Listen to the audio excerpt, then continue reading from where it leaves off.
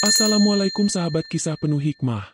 Bagaimana jika kasih sayang seorang anak tiri diuji dengan tuduhan keji dari ibu tiri yang serakah, membuatnya harus menanggung malu dan sakit hati yang tak terperikan? Namun ternyata, kebenaran akan selalu menemukan jalannya, dan kebaikan hati akan selalu dikenang, bahkan sampai membuat orang-orang di sekitar meneteskan air mata haru. Namun sebelum kita melanjutkan ceritanya, dukung kami dengan like, komen dan subscribe agar kami bisa terus berkembang. Kami doakan bagi Anda yang like, komen dan subscribe agar selalu dimudahkan urusannya, dilancarkan rezekinya dan dilapangkan jalannya. Ibu tiri menuduh anak tiri pencuri emas. Endingnya bikin nangis tetangga. Namaku Melati. Sejak kecil, hidupku sudah tidak semulus anak-anak lain. Ibuku meninggal saat aku berusia 7 tahun. Tak lama setelah itu, Bapak menikah lagi dengan Bu Warsih. Sejak awal, aku sudah merasakan ada yang tidak beres dengan Bu Warsih ini. Senyumnya seperti menyimpan sesuatu, dan tatapan matanya seringkali membuatku bergidik. Bu Warsih membawa serta dua anaknya, Mira dan Danu, yang usianya tidak jauh dariku. Awalnya, aku berusaha menerima mereka dengan tangan terbuka. Aku ingin punya keluarga utuh lagi, seperti dulu. Tapi, seiring berjalannya waktu, sifat asli Bu Warsih mulai terlihat. Dia sangat memanjakan Mira dan Danu, memenuhi semua keinginan mereka, bahkan yang tidak masuk akal sekalipun. Sementara aku seperti bayangan di rumah sendiri. Segala sesuatu yang kulakukan selalu salah di matanya. Bagian 1. Kehidupan di bawah tekanan ibu tiri. Setiap hari, aku merasa seperti pembantu di rumah sendiri. Aku harus bangun paling pagi, menyiapkan sarapan, membersihkan rumah, bahkan mencuci pakaian mereka. Sementara Mira dan Danu bisa bermalas-malasan, bermain, atau menonton televisi. Jika aku protes sedikit saja, Bu Warsih akan langsung melotot. Dasar anak tak tahu diuntung. Sudah numpang di rumah bapakmu, banyak tingkah lagi. Kata-katanya selalu menusuk. Bapakku, dia seperti patung. Aku tahu dia mencintaiku, tapi dia terlalu takut pada Bu Warsih. Setiap kali Bu Warsih marah-marah padaku, Bapak hanya bisa menunduk, tidak berani membela. Aku sering melihat sorot mata kasihan dari Bapak, tapi itu tidak cukup. Aku butuh pembelaan. Aku butuh perlindungan. Aku sering menangis diam-diam di gudang belakang rumah, memeluk foto ibu, menceritakan semua kesedihan yang tak bisa kusampaikan pada siapapun. Makanan yang disajikan untukku seringkali sisa-sisa, atau porsi yang paling sedikit. Pakaianku hanya itu-itu saja, yang sudah lusuh dan kekecilan. Berbeda jauh dengan Mira dan Danu yang selalu pakai baju baru, sepatu baru, dan mainan yang bermacam-macam. Aku tak pernah iri dengan harta mereka. Yang kuinginkan hanyalah sedikit perhatian dan kasih sayang. Tapi, itu pun tak pernah kudapatkan. Satu-satunya hiburanku adalah belajar. Aku sangat suka membaca buku dan belajar. Aku percaya, pendidikan adalah jalan keluarku dari semua penderitaan ini. Setiap malam, setelah semua pekerjaan rumah selesai, aku akan menyalakan lilin di kamarku yang sempit, lalu belajar sampai larut. Aku ingin membuktikan bahwa meski aku diperlakukan seperti debu, aku punya potensi. Bagian 2. Insiden emas yang mengubah segalanya. Suatu pagi, seperti biasa, aku bangun paling awal. Aku hendak pergi ke dapur untuk menyiapkan sarapan, tapi langkahku terhenti. Terdengar suara teriakan histeris dari kamar Bu Warsih. Emasku hilang! Emasku hilang! Aku bergegas mendekat. Bu Warsih sudah berteriak-teriak histeris, menggeledah laci dan lemari. Emas kalungku, gelangku, cincinku, semuanya hilang. Bapak ikut terbangun, dan terkejut mendengar kabar itu. Tiba-tiba, mata Bu Warsih menatapku tajam. Tatapan itu penuh tuduhan, seperti anak panah yang siap menancap. Kamu, pasti kamu yang mengambilnya, kan? Siapa lagi kalau bukan kamu? Teriaknya sambil menunjuk-nunjukku. Aku terdiam, terkejut. Tidak, Bu. Demi Allah, saya tidak mengambilnya. Kataku, suaraku bergetar. Jangan bohong. Siapa lagi yang bisa masuk ke kamar ini? Hanya kamu. Anak tak tahu malu. Dasar pencuri. Bu Warsih semakin menjadi-jadi. Dia bahkan mendekatiku, mencengkeram lenganku kuat-kuat. Cepat kembalikan emas itu. Atau aku laporkan kamu ke polisi. Bapak mencoba menenangkan. Sabarlah, Bu. Jangan menuduh sembarangan. Kita cari dulu baik-baik. Tapi Bu Warsih tak peduli. Dia sudah gelap mata. Dia menyeretku keluar rumah. Tepat di depan rumah tetangga. Tetangga-tetangga. Lihat anak ini. Anak tiri ini mencuri emas saya. Dia tidak tahu diri. Sudah dipelihara, malah jadi pencuri. Teriaknya dengan suara melengking. Aku merasa bumi berputar. Malu sekali. Tetangga-tetangga mulai berdatangan, melihatku dengan tatapan kasihan dan beberapa lainnya dengan tatapan menghakimi. Air mataku jatuh tak tertahankan. Aku mencoba menjelaskan, mencoba membela diri, tapi suaraku tak terdengar di tengah cacian Bu Warsih. Bapak hanya bisa menunduk, tak bisa berbuat apa-apa. Hati ini hancur. Aku tahu, sejak saat itu, namaku di kampung ini akan dicap sebagai pencuri. Bagian 3. Diusir dan pertolongan tak terduga. Kejadian itu membuatku dicap sebagai pencuri di desa. Tak ada lagi yang mau dekat denganku. Aku sering mendengar bisik-bisik tetangga setiap kali aku lewat. Bapak tak tahan melihatku terus disiksa batin. Namun dia tetap tak bisa melawan Bu Warsih. Akhirnya, Bu Warsih memutuskan untuk mengusirku dari rumah. Pergi. Aku tidak mau ada pencuri di rumah ini. Aku tidak mau ada anak pembawa sial sepertimu, katanya. Dengan hati yang hancur, aku meninggalkan rumah itu. Aku hanya membawa satu tas kecil berisi beberapa helai pakaian dan buku-buku sekolahku. Aku berjalan tanpa tujuan, ke arah terminal desa. Aku tidak tahu harus kemana. Aku hanya ingin pergi jauh, sejauh mungkin dari semua sakit hati ini. Saat aku duduk lesu di bangku terminal, seorang wanita tua dengan wajah ramah menghampiriku. Dia adalah Maksumi, tetangga jauh yang rumahnya di ujung desa. Maksumi ini dikenal sebagai penjual keripik singkong di pasar. Dia sudah tua, tapi matanya masih jernih dan penuh kasih. Melati, nak, ada apa? Kenapa kamu di sini sendirian? Tanyanya lembut. Aku tak bisa menahan lagi. Tangisku pecah.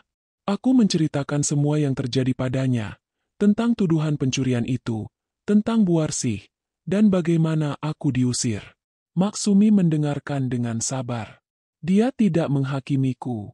Justru dia memelukku erat, seperti seorang nenek memeluk cucunya. Sudah, nak, sudah. Jangan menangis lagi, kata Maksumi. Mak tahu kamu anak baik. Mak tahu kamu bukan pencuri. Jangan takut. Kamu ikut Mak saja. Mak tidak punya anak perempuan. Kamu bisa tinggal bersama Mak.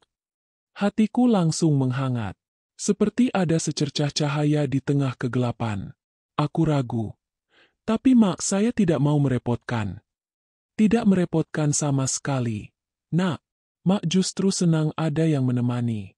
Kamu bisa membantu Mak di pasar, membantu berjualan keripik, kata Maksumi tulus. Sejak hari itu, aku tinggal bersama Maksumi. Hidup kami sederhana. Maksumi punya rumah kecil yang bersih, dan kami berjualan keripik singkong di pasar setiap hari. Aku membantu Maksumi mengolah singkong, membungkus keripik, dan melayani pembeli.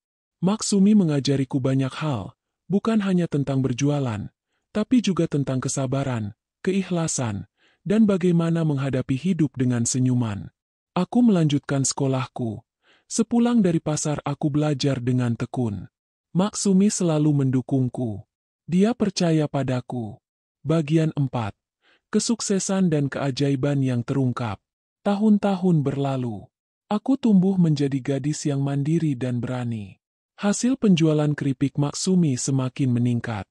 Aku pun mulai berinovasi, membuat aneka rasa keripik, dan mengemasnya lebih menarik.